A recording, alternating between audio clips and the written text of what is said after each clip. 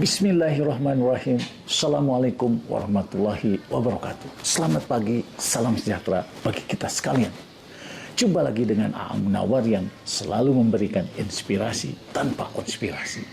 Hari ini saya akan bahas hubungan antara ROIC, pertumbuhan perusahaan, kemudian arus kas, dan nilai perusahaan. Ini dari bukunya Valuation, Measuring, and Managing the Value of Companies karangan Tim Keller, Mark Goodhart, dan David Wessel. Nah, kenapa saya bahas mengenai hal ini? Karena ternyata banyak manajer yang terus berfokus pada pertumbuhan perusahaan saat ROIC di bawah cost of capitalnya ternyata justru akan menurunkan nilai perusahaan. Nah, perusahaan menciptakan nilai dengan menginvestasikan modal untuk menghasilkan arus kas di masa depan pada tingkat pengembalian yang melebihi biaya modalnya. Nah, semakin cepat mereka dapat tumbuh dan mengerahkan lebih banyak modal pada tingkat pengembalian yang menarik, semakin banyak nilai yang mereka ciptakan. Nah, campuran pertumbuhan dan laba atas modal yang diinvestasikan, dalam hal ini ROIC, relatif terhadap biaya modal adalah apa yang mendorong penciptaan nilai. Nah, definisi ROIC itu sendiri adalah laba bersih setelah pajak dibagi dengan modal yang diinvestasikan. Modal yang diinvestasikan ini adalah modal kerja ditambah dengan aset tetap. Nah, akibat dari prinsip ini adalah bahwa konservasi nilai. Nah, tindakan apapun yang tidak meningkatkan arus kas tidak menciptakan nilai. Prinsip tersebut menyiratkan bahwa tugas utama perusahaan adalah menghasilkan arus kas pada tingkat pengembalian modal yang diinvestasikan lebih besar daripada cost of capitalnya. Mengikuti prinsip ini membantu manajer memutuskan investasi mana yang akan menciptakan nilai paling besar bagi pemegang saham dalam jangka panjang. Nah, prinsip ini juga membantu investor menilai nilai potensial dari investasi alternatif. Nah, manajer dan investor sama-sama perlu memahami secara rinci hubungan apa yang mengikat arus kas, ROIC, dan nilai perusahaan. Konsekuensi apa yang muncul dari konservasi nilai. Dan bagaimana memperhitungkan risiko apapun yang melekat pada arus kas di masa depan ke dalam pengambilan keputusan mereka. Nah, perusahaan menciptakan nilai bagi pemiliknya dengan menginvestasikan uang tunai sekarang untuk menghasilkan lebih banyak uang tunai di masa depan. Nah, jumlah nilai yang mereka ciptakan adalah perbedaan antara arus kas masuk dan biaya investasi yang dilakukan. Disesuaikan dengan mencerminkan fakta bahwa arus kas besok bernilai kurang dari hari ini karena nilai waktu uang dan risiko arus kas masa depan. Nah, seperti apa yang kami tunjukkan bahwa laba atas modal yang diinvestasikan perusahaan dan pertumbuhan pendapatannya bersama-sama ini akan menentukan bagaimana pendapatan dikonversi ke arus kas. Itu berarti bahwa nilai yang diciptakan perusahaan pada akhirnya diatur oleh ROIC-nya, pertumbuhan pendapatan, dan tentu saja kemampuannya untuk mempertahankan keduanya di waktu-waktu yang akan masa depan. Nah, gambar 21 ini mengilustrasikan bahwa prinsip inti penciptaan nilai perusahaan ini dalam bentuknya yang paling murni adalah bahwa jumlah dari nilai saat ini dari arus kas yang diharapkan di masa depan.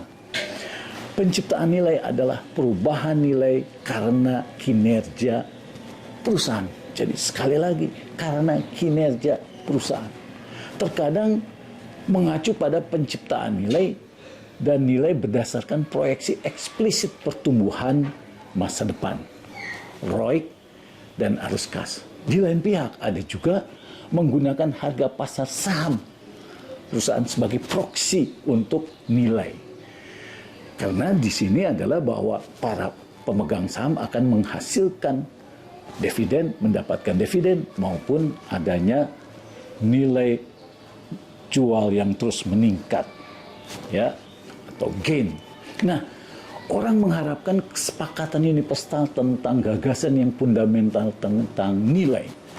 Tetapi ini tidak terjadi karena banyak eksekutif dan media keuangan masih memperlakukan pendapatan dan nilai akuntansi sebagai satu kesatuan. Dan fokus hampir secara obsesif pada peningkatan pendapatan. Nah, sementara pendapatan dan arus kas sering berkorelasi. Pendapatan tidak menceritakan keseluruhan kisah penciptaan nilai dan terlalu fokus pada pertumbuhan pendapatan, atau pendapatan sering membuat perusahaan menyimpang dari jalur yang menciptakan nilai. Nah, menyeimbangkan ROIC dan pertumbuhan untuk menciptakan nilai ini tergambar dalam gambar 24, di mana menunjukkan bagaimana kombinasi pertumbuhan dan ROIC yang berbeda diterjemahkan ke dalam nilai. Nah, setiap sel dalam matriks mewakili nilai sekarang dari arus kas masa depan di bawah masing-masing asumsi pertumbuhan dan ROIC, dan didiskontokan dengan biaya modal perusahaan. Dalam hal ini diasumsikan biaya modal 9% dan perusahaan yang menghasilkan $100 pada tahun pertama. Nah, juga dibuat perkiraan arus kas eksplisit untuk 15 tahun pertama. Nah, dengan demikian ya, bahwa pertumbuhan setelah titik itu bertemu pada 4,5%, ya, dalam semua skenario. Nah, jika sebuah perusahaan tumbuh lebih cepat dari ekonomi selamanya, pada akhirnya akan menyalip seluruh ekonomi dunia. Dengan menggunakan pendekatan sederhana ini, ya, didapatkan hasil real.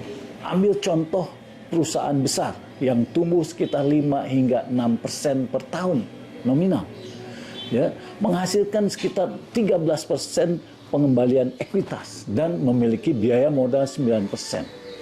Nah, menemukan persimpangan pengembalian perusahaan yang membawa ke nilai 1.500 sampai $1.600. Membagi nilai ini dengan pendapatan sebesar $100 menghasilkan rasio harga terhadap pendapatan 15 hingga 16 kali. Dan 15 kali lipat adalah price per earning rata-rata untuk perusahaan besar di Amerika di luar resesi. Nah, perhatikan bahwa untuk setiap tingkat pertumbuhan, nilai meningkat dengan peningkatan ROIC. Dengan kata lain, ketika semua lain sama, ROIC yang lebih tinggi selalu lebih baik. Hal yang sama tidak dapat dikatakan tentang pertumbuhan. Ketika ROIC tinggi, pertumbuhan yang lebih cepat meningkatkan nilai. Tetapi ketika ROIC lebih rendah dari biaya modal perusahaan, pertumbuhan yang lebih cepat tentu menghancurkan nilai. Menjadikan titik di mana ROIC sama dengan biaya modal, garis pemisah antara menciptakan dan menghancurkan nilai perusahaan. Ya. Nah, jadi dari pertumbuhan melalui pertumbuhan. Nah, kita kadang-kadang mendengar argumen bahwa perusahaan ROIC rendah harus berjuang untuk pertumbuhan. Karena jika sebuah perusahaan tumbuh, ROIC-nya secara alami akan meningkat. Namun, dari gambar ini menemukan bahwa ini hanya berlaku untuk bisnis pemula yang muda. Paling sering di perusahaan dewasa, ROIC yang rendah menunjukkan modal bisnis yang cacat atau model bisnis yang cacat atau struktur industri yang sudah tidak menarik. Kalau kita lihat contoh di dunia nyata, logika yang diletakkan di bagian ini tercermin dalam cara perusahaan tampil di pasar saham. Kita lihat General Electric memberikan contoh lain tentang dampak relatif pertumbuhan dan ROIC terhadap nilai. Harga saham GA naik meningkat dari hanya $5 tahun 91 menjadi $40 tahun 2001, menghasilkan investor $519 miliar dari peningkatan nilai saham dan distribusi selama 10 tahun terakhir masa jabatan dari Jack Welch. Jumlah serupa yang diinvestasikan dalam indeks S&P 500 hanya menghasilkan $212 miliar. Nah, bagaimana GA melakukannya? Ternyata bisnis, industri, dan keuangannya keduanya berkontribusi secara signifikan terhadap penciptaan nilai secara keseluruhan, tetapi dengan cara yang berbeda. Selama periode 10 tahun, bisnis industri meningkatkan pendapatan hanya 4% setahun, kurang dari pertumbuhan ekonomi. Tetapi ROIC mereka meningkat dari 13 hingga menjadi 31%. Bisnis keuangan berkinerja lebih seimbang, menunjukkan pertumbuhan 18% per tahun dan meningkatkan ROIC hanya dari 14% hingga ke 21%. Nah, dalam bisnis industri, ROIC adalah pendorong utama nilai perusahaan. Sementara dalam bisnis keuangan, peningkatan dalam pertumbuhan dan ROIC berkontribusi secara signifikan terhadap penciptaan nilai. Nah, jelas di sini prinsip menemukan bahwa itu juga berlaku di tingkat sektor.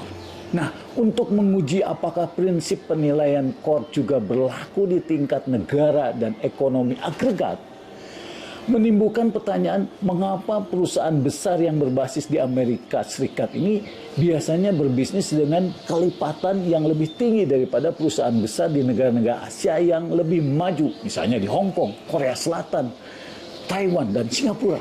Nah, perusahaan besar rata-rata di Amerika Serikat memiliki rasio market to book 2,4 kali pada tahun 2007. Sementara rata-rata perusahaan besar keempat negara Asia ini hanya 1,8 kali. Nah, kemudian beberapa eksekutif berasumsi alasannya adalah bahwa investor hanya bersedia membayar harga yang lebih tinggi untuk perusahaan AS Amerika Serikat ini, sebuah asumsi yang telah mendorong beberapa perusahaan non-Amerika untuk mempertimbangkan memindahkan pencatatan saham mereka ke bursa New York. Nah, dalam upaya untuk meningkatkan nilainya. Tetapi alasan sebenarnya perusahaan-perusahaan AS berbisnis dengan kelipatan yang lebih tinggi adalah karena mereka biasanya mendapatkan pengembalian yang lebih tinggi dari modal yang diinvestasikan. Nah, perusahaan besar Amerika rata-rata memperoleh ROIC 16% pada tahun 2007. Sementara median perusahaan besar Asia memperoleh hanya 10%. Tentu saja perbandingan luas ini menyembunyikan fakta bahwa beberapa sektor dan perusahaan Asia, misalnya Toyota, di bidang otomotif, itu mengungguli rekan-rekannya di Amerika. Tetapi sebagian besar perusahaan-perusahaan Asia secara historis lebih fokus pada pertumbuhan daripada profitabilitas atau ROIC, yang menjelaskan perbedaan antara penilaian rata-rata mereka dan perusahaan-perusahaan Amerika. Nah, gambar 25 menunjukkan bahwa perusahaan ROIC tinggi seperti perusahaan barang kemasan konsumen bermerek dapat meningkatkan nilainya sebesar 10% jika meningkatkan tingkat pertumbuhannya hanya 1%. Sementara perusahaan ROIC moderat akan meningkatkan nilainya hanya 5% untuk peningkatan 1% tersebut. Ya. Nah, sebaliknya, perusahaan moderat ROIC mendapatkan kenaikan 15% nilainya dari peningkatan 1% ROIC. Sementara perusahaan ROIC tinggi hanya mendapat kenaikan 6% dari peningkatan ROIC yang sama. Nah, pelajarannya adalah bahwa perusahaan ROIC tinggi harus fokus pada pertumbuhan. Sementara perusahaan ROIC rendah harus fokus pada peningkatan ROIC sebelum tumbuh. Tentu saja analisis ini mengasumsikan bahwa mencapai peningkatan pertumbuhan 1% semudah mencapai peningkatan 1% dalam ROIC yang lainnya konstan. Nah, pada kenyataannya mencapai salah satu jenis peningkatan menimbulkan tingkat kesulitan yang berbeda untuk perusahaan yang berbeda pada industri yang berbeda. Nah, dampak dari perubahan pertumbuhan dan ROIC juga akan bervariasi antar perusahaan. Namun setiap perusahaan perlu melakukan analisis untuk menetapkan prioritas strategisnya. Nah, intinya berbagai jenis pertumbuhan menghasilkan tingkat pengembalian yang berbeda sehingga tidak semua pertumbuhan sama-sama menciptakan nilai. Setiap perusahaan harus memahami urutan dari penciptaan nilai terkait pertumbuhan yang berlaku untuk jenis industri dan perusahaannya. Nah, gambar 26 menunjukkan nilai yang diciptakan dari berbagai jenis pertumbuhan untuk perusahaan produk konsumen pada umumnya. Hasil ini didasarkan pada kasus yang umum dikenal. Bukan pada analisis yang komprehensif, tetapi mereka mencerminkan realitas yang lebih luas. Nah, contoh untuk setiap jenis pertumbuhan dan memperkirakan dampaknya terhadap penciptaan nilai, misalnya beberapa contoh margin dan persyaratan modal untuk produk baru. Hasilnya dinyatakan dalam hal nilai yang dibuat untuk $1 dari peningkatan pendapatan dari produk baru ini menghasilkan nilai $1,75 hingga $2, artinya peningkatan $1 pendapatan akan menghasilkan peningkatan nilai 1,75 hingga 2. Implikasi terpenting dari grafik gambar ini adalah bahwa urutan peringkat di mana produk baru biasanya menciptakan nilai lebih bagi pemegang saham, sementara akuisisi biasanya menciptakan yang paling sedikit. Kunci perbedaan antara ekstrim ini adalah perbedaan ROIC untuk berbagai jenis investasi. Strategi pertumbuhan dan berdasarkan pengembangan produk baru organik seringkali memiliki pengembalian tertinggi. Ya, pengembalian tertinggi karena tidak memerlukan banyak modal baru. Nah, perusahaan dapat menambahkan produk baru ke lini pabrik dan sistem distribusi yang berbeda. Selain itu, investasi untuk menghasilkan produk baru tidak semuanya diperlukan sekaligus. Nah, jika hasil awal tidak menjanjikan, investasi di masa depan dapat dikurangi atau dibatalkan. Sedangkan akuisisi sebaliknya mengharuskan seluruh investasi dilakukan di muka sehingga tidak dapat diapa-apakan oleh manajemen.